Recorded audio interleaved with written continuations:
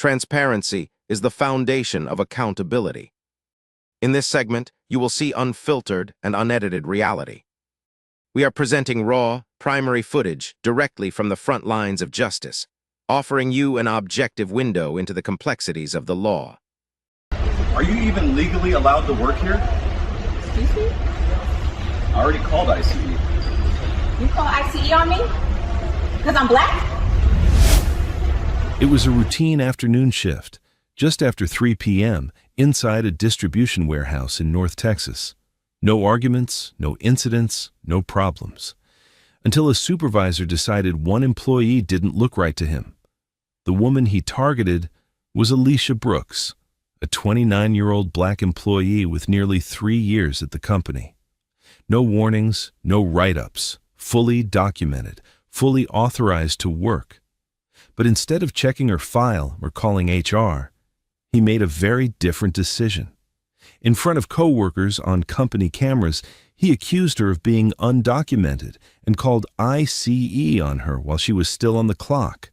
No warrant, no evidence, no HR, just a phone call and an assumption. What Dale Pruitt didn't know was that Alicia had already filed internal complaints against him for racial harassment, that the building's security system recorded audio as well as video, and that corporate compliance was already watching in real time. By the end of that day, ICE was gone. By the end of that week, the supervisor was suspended, and months later, that single phone call would cost him $3 million. Before we get into how fast this unraveled, tell me, where are you watching from right now? Drop your city or country in the comments. I read every single one, and if you haven't subscribed yet, do it now, because stories like this don't just expose injustice. They show exactly what happens when the wrong person abuses power on camera. Let's get into it.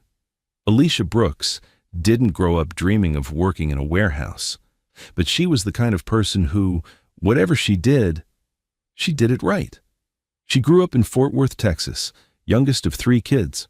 Her mother worked double shifts for 15 years to keep the lights on. Her father drove long-haul trucks, gone most of the week, sometimes longer.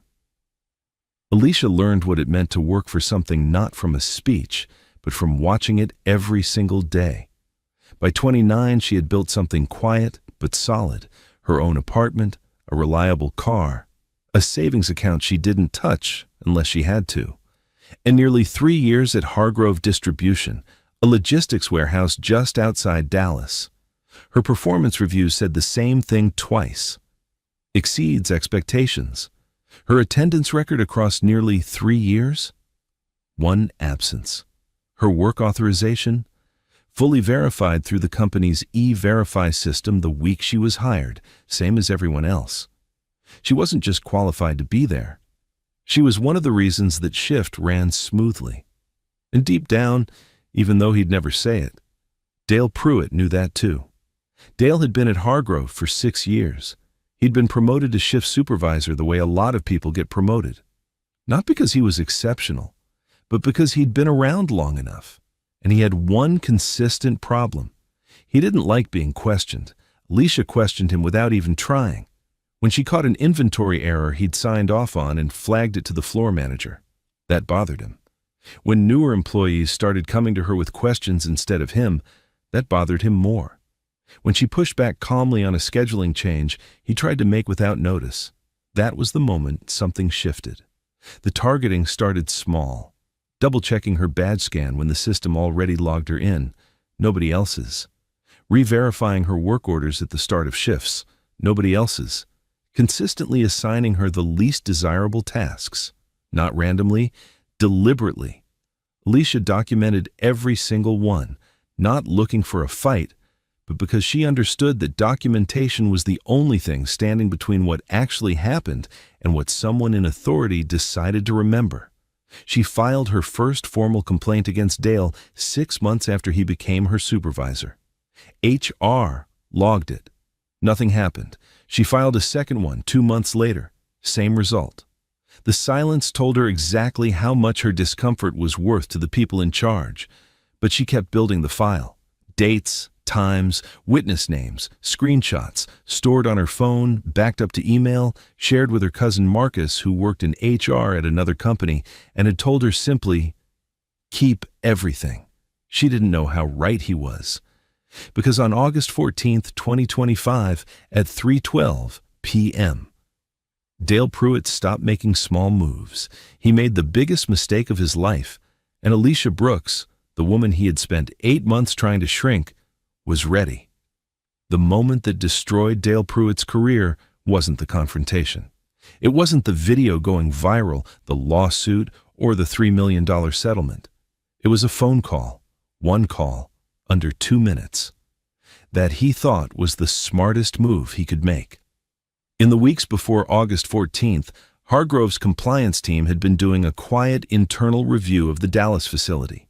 It started with an unrelated audit that flagged irregularities in how Dale had been logging overtime. Routine enough on its own, but when Compliance Officer Kevin Marsh, a 44-year-old former employment attorney, pulled Dale's broader file, something else caught his eye. 2 formal harassment complaints, same employee, filed 2 months apart, neither properly investigated. Kevin didn't call Dale in. He set up a security alert flagging any unusual activity near Alicia's station directly to him, and he started watching. On August 14th, Alicia arrived at 2:45 p.m. normal. Focused. Dale arrived 10 minutes later, agitated, more on his phone than usual. At 3:08, he walked into the supervisor's office at the back of the floor. Door not fully closed. At 3:09, according to call records later subpoenaed, he dialed the ICE tip line. The call lasted 1 minute and 47 seconds. When you report an undocumented worker to ICE, the intake operator asks a standard set of questions, including what specific evidence makes you believe the person is undocumented. That last question is the one that matters, because a feeling isn't probable cause. Someone not looking right to you isn't probable cause. You need specific, articulable facts. Dale had none. What he told the operator, according to documents that surfaced in discovery, was that her work authorization documents didn't match what was in the system, and that he had reason to believe she wasn't legally permitted to work in the United States. Both statements were false. Alicia's E-Verify was clean, no flag, no discrepancy. He made it up. Because the tip line dispatches agents before verifying the claim, 2 agents were on their way within the hour. At 3:11 p.m., Kevin Marsh pulled up the live feed, watched Dale approach Alicia, watched the body language shift, and the moment he saw an ICE tactical vest come through the side entrance, he called the company's legal team. Dale thought he was using the system. He thought he'd found a weapon he could point at a woman who'd complained about him. What he didn't understand was that the moment he made that call, he stopped being the person with power in that building. There was now a paper trail with his name on it, a timestamp, a recording, and a compliance officer already on the phone with legal. Dale built the trap himself, and then he walked straight into it. 7 minutes. That's how long it lasted. From the moment Dale approached Alicia's station to the moment Agent Reyes walked back out. But everyone on that floor would tell you it felt like an hour, because some moments carry more weight than their length suggests. And this one carried years. Dale reached her station at 3:12 p.m. She was mid-task, cross-checking a fulfillment order, one earbud in, the other ear open to the floor. She saw him coming. She took out the earbud and waited, because she had learned that the best move was to let him speak first and give him nothing to twist. He stopped about 3 feet from her, still looking at his phone, not at her. That detail matters. It wasn't distraction. It was a power move, the kind that communicates you are not worth full attention. Without raising his voice, he told her she wasn't going anywhere until she answered him. She asked what she was supposed to be answering. He glanced up briefly, then back down, and asked whether she was even legally allowed to work there. The floor went quiet. Not immediately. It took about 2 seconds, like a wave moving outward, one worker stopping then another, until the ambient noise dropped to almost nothing. Alicia said, "Excuse me." Dale exhaled. the exhale of a man who wants you to feel like a problem he's managing, and told her he'd seen this before, that he'd already called ICE. She went still for a moment, then said quietly, almost like she needed to hear it out loud to confirm it was real, that he had called ICE on her. Agent Marcus Reyes stepped into clearer view from the side entrance. Calm, tactical vest, hands near his belt. He told them they'd received a report of an undocumented worker. Alicia turned toward him and asked what the report was based on. Dale gestured toward her and said she didn't look like what was in the system. He told her to step aside. The silence that followed that sentence was different from before. Before, people had stopped because something unusual was happening. Now they stopped because something wrong was happening. And everyone knew it. Alicia lifted her chin, held eye contact with Dale, and asked, in 6 words that would eventually appear in court documents and civil rights briefings across the country, whether it was because she was black. Dale said nothing. There was no answer that didn't make things worse. And the silence he left behind said everything. Agent Reyes told her to cooperate, or things would get complicated. She looked at him, then back at Dale. Her shoulders rose and fell. She said it already was. That's when Trina Vasquez pulled out her phone. She'd been 15 feet away pretending to reorganize a shelf she'd already organized twice. She raised it without announcing anything and started recording. 2 other workers, Carlos Medina and Brianna Cole, did the same within seconds. Nobody coordinated it. They just knew. Dale saw the phones go up. Something shifted in him. Not remorse, but the panic of someone who is committed to a course of action and is only now understanding the consequences, but whose ego won't let him walk it back. He turned to Agent Reyes and said quietly to just verify her and run her through the system. That he'd see. Agent Reyes asked Alicia if she had work authorization documentation she could provide voluntarily. Careful with that word, because he understood exactly where the legal lines were. She said yes. She reached into her vest pocket and produced her employee ID badge.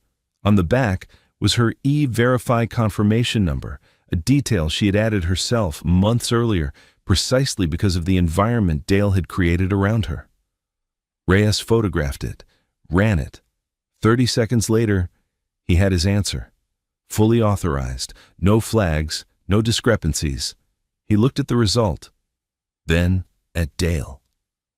And for the first time since walking into that warehouse, his composure cracked, slightly. He asked Dale calmly what exactly the discrepancy had been that he reported. Dale opened his mouth, closed it, started sentences he couldn't finish. Because there was no sentence to finish. No discrepancy. There never had been. Reyes straightened up and told Alicia her documentation was in order and she was free to continue her shift. He looked at Dale one more time, said nothing, and walked out. 7 minutes. Alicia put her earbud back in, picked up her clipboard, and went back to work. Upstairs, Kevin Marsh ended his call with legal, flagged and saved the footage to a separate server, opened a new document, and typed 4 words at the top. Incident report, August 14th. Trina Vasquez got home at 11:47 p.m. that night, having spent hours going back and forth about the video on her phone. She watched it 4 times. Every time, that tight feeling in her chest you get when you watch something that shouldn't have happened and realize you're one of the few people in the world with proof that it did.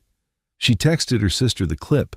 Her sister responded in 40 seconds and told her to post it right now, tonight. Trina sat with that for 20 more minutes. Then she created a new account, wrote a short caption explaining what had happened.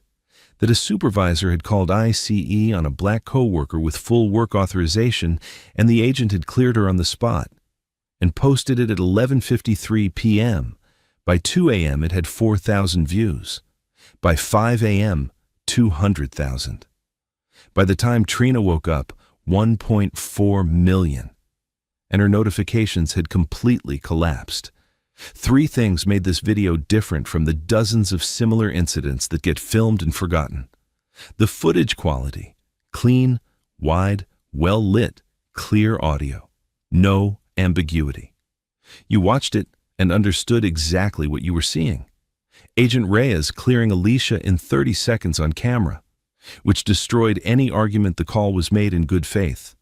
If there had been a legitimate concern, verification doesn't come back clean that fast. And Alicia herself, she didn't yell or break down. She stood there, composed, and asked the question that reframed everything, whether it was because she was black. That landed like a door being kicked open. It didn't just describe what was happening to her, it described what happens to millions of people who never have a camera running when it happens to them. The internet felt that. By mid-morning, the video had been reposted by 14 accounts with over 1 million followers each. A civil rights attorney called it textbook racial profiling weaponized through federal authority. A former federal prosecutor pointed out that the E-Verify number on the back of her badge told you everything, that she came prepared, that she'd been living in that environment for a long time. Hargrove's inbox had over 2,000 messages before noon. Their phone line stopped functioning by 10 a.m. At 9:15, less than 18 hours after the confrontation, Dale Pruitt was called to the main office, placed on immediate suspension, and escorted out of the building by 10 a.m. Alicia found out through Trina. She was at home, taking one day to think clearly. She looked at the screenshot of the suspension notice for a long moment, put her phone down, and called her cousin Marcus. She told him she needed a lawyer. James Whitfield had practiced employment and civil rights law in Dallas for 19 years. When Alicia walked in with 14 months of documentation, 2 HR complaints, her E-Verify confirmation, and a video pushing 11 million views, he leaned back and said this was one of the strongest cases he'd seen walk through that door. He took it that afternoon. The story crossed into national media fast. Washington Post framed it not as regional news, but as part of a broader pattern of ICE tip misuse and workplace racial profiling. Whitfield released one statement, one paragraph, ending with the line that his client had not asked for this, but that she was prepared for it. ICE's regional office confirmed the tip response and clearance and said they were reviewing internal protocols. What they didn't say, but what Whitfield's team had already started documenting, was that the tip line had acted on Dale's call with 0 preliminary verification. No E-Verify cross-check, no call to HR. Just a claim and 2 agents dispatched. That gap would become a central argument in the lawsuit. By August 16th, the video had 28 million combined views. In a federal courthouse in Dallas, Whitfield was finalizing paperwork for a lawsuit naming Dale Pruitt, Hargrove Distribution, and the Department of Homeland Security. The number on the complaint? $3 million. James Whitfield liked to tell clients one thing before a case went into discovery. The lawsuit is the door. Discovery is what's behind it. The complaint is the key. The weapon is everything the other side is now legally required to hand over. And in the case of Alicia Brooks, what came out during discovery didn't just support her case, it blew the roof off. Whitfield filed the federal lawsuit on August 21, 2025. 43 pages. Racial discrimination under Title VII, hostile work environment, misuse of federal authority, and negligence on Hargrove's part for failing to act on 2 documented complaints before August 14th. Hargrove cooperated immediately. Patricia Donovan's decision was strategic and correct. Don't fight Alicia. Separate the company from Dale's actions. Demonstrate accountability before a judge forces it. They handed over all internal documentation with no subpoena required. What Whitfield's team found changed everything. Dale's file told 2 stories, 6 years of nothing remarkable. Then, the last 18 months, a buried pattern of assignment distribution showing a statistically significant disparity between employees of color and white employees on Dale's shift. Worst tasks, most scrutiny, most informal reprimands, filed under administrative observations, never actioned. Whitfield's associate Dominique Reeves built a spreadsheet from the raw logs and ran the numbers. She put it on his desk and told him it wasn't subtle and it wasn't borderline. 14 months of documented pattern, and nobody had done a thing about it. Then they cross-referenced it against Alicia's complaint dates.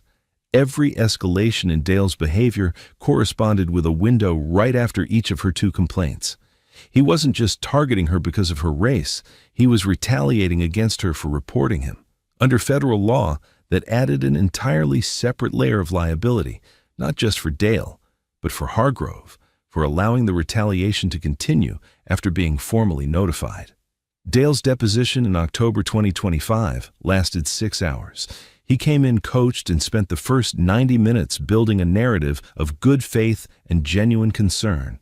Then, Whitfield put the E-Verify records on the table and slid them across. He asked Dale to read the verification status out loud. Dale read it, fully authorized, no discrepancies detected.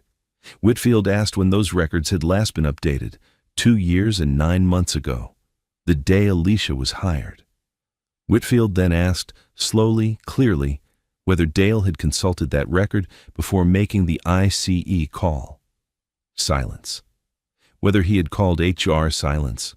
Whether he had consulted any documentation at all. Dale finally said no. Whitfield repeated it once, not mockingly, just clearly for the court reporter. Let it sit for 5 seconds, and moved on. By hour 4, they were in Alicia's personal log. Whitfield read entries out loud, dates, times, exact language, witness names. Dale recalled very little, but the specificity of the details made denial increasingly impossible. At one point, his attorney Gary Steen called for a break. During that break, Dale sat staring at the table and asked Gary how bad it was. Gary told him it was very bad. On the DHS side, Whitfield's team requested all tip intake records from the Dallas ICE office for the previous 3 years. What came back was damaging. Of 340 employer tips, only 11 had resulted in confirmed violations. Of the 329 that didn't, 74% targeted employees of color. And 61% of those had been filed by a direct supervisor. The pattern wasn't subtle, and it wasn't unique to Dallas. Whitfield connected with attorneys in 4 other states, building identical data sets. DHS knew what was coming. By late 2025, the DHS Inspector General's office announced an independent review of tip intake protocols across all regional ICE offices, the first in 11 years. Hargrove's settlement finalized in January 2026, financial compensation, overhaul of complaint procedures, mandatory bias training, and the permanent termination of Dale Pruitt, with cause, with documentation, in a way that would follow him to any future application for a supervisory role. Dale appealed through an employment tribunal. The tribunal ruled against him unanimously. Their conclusion was 7 words. Termination was warranted. The appeal is dismissed. The full settlement, Hargrove and DHS combined, landed at $3,140,000. Whitfield called Alicia on a Tuesday while she was grocery shopping.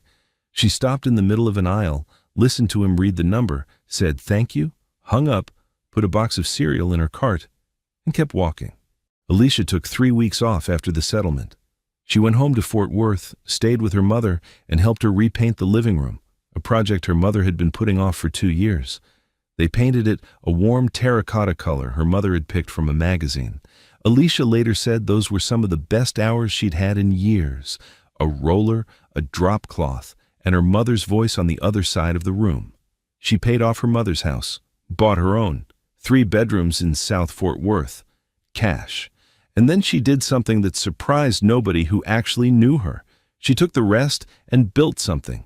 The AB Foundation, authorized and belonging, launched in January 2026, a worker rights hotline, a documentation program helping workers log incidents in a legally useful format from the very first one, a legal referral network connecting workers to employment attorneys across Texas at reduced or no cost.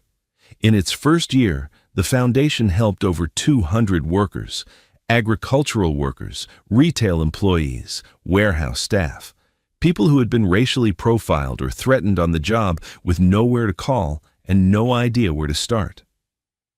In one interview, Alicia said that if something good had to come out of the worst day of her life, it would be making sure the next person had what she had. Not luck, not circumstance, preparation. She said there was an innocence you lose when you realize that doing everything right still doesn't protect you from being targeted because of your skin, that she lost that on August 14th, that she couldn't give it back to herself, but that she could make sure the next person wasn't walking in blind. The CCTV footage from that afternoon has been viewed over 60 million times. It is shown in employment law classrooms, used in HR training programs, and referenced in congressional testimony about ICE tip protocols. Law schools show it in classes on civil rights and the Fourth Amendment. The video became a powerful educational tool because it is unequivocal. It shows both the abuse and the resistance to it. And there is no version where the story is anything other than what it is. Trina Vasquez gave one interview when the story broke. When a journalist followed up 8 months later, she declined. She sent back 3 lines, that she had done what anyone should have done, that Alicia was the story and not her, and that she wished the journalist luck with the article. So, what is the real lesson? It's not just about a supervisor making a phone call or a woman who stood her ground. It's about how racism operates in the real world. Not always loud, not always obvious. Sometimes it looks like a man staring at his phone, not making eye contact, asking a question he already thinks he knows the answer to. It's about how power gets abused when nobody is watching, and what happens when somebody is.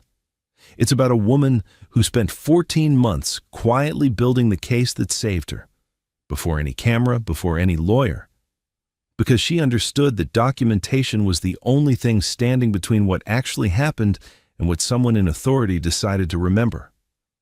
And it's about what she did when it was over, not just for herself, for every worker who came after her, and the ones still coming. Alicia Brooks still sets 3 alarms every morning, not because she's disorganized, because she refuses to be late. Some things don't change, and some things, finally, after everything, do. Sometimes justice really prevails, and when it does, it should be celebrated, documented, and used as a blueprint to make sure it keeps prevailing. If this story hit you, share it. Not just because the numbers are wild or because Dale Pruitt got what he deserved, but because Alicia Brooks spent 14 months quietly building the case that saved her before anyone was watching, before any camera was rolling, before any lawyer was on the phone. She documented, she reported, she kept going, and when the moment came, she was ready. That's the part that doesn't get enough attention, not the viral video, not the 3 million, the 14 months before all of that, the quiet work, the 3 alarms. If you work somewhere and something feels wrong, document it, date it, name it, save it somewhere safe. You might never need it, but if you do, you'll be glad you have it. Drop a comment below. Have you or someone you know ever had an encounter with ICE? Or tell me, what would you have done if you were Alicia in that moment? I read every single comment, and if you haven't subscribed yet, do it now. Because this is a channel that tells stories that need to be told, stories that expose injustice, hold power accountable, and remind us that sometimes the camera catches everything. Don't miss the next one. Uncovering the truth is more important now than ever. Our goal is to hold power to account by letting the evidence speak for itself. The records don't lie. Thanks for watching and being part of this journey.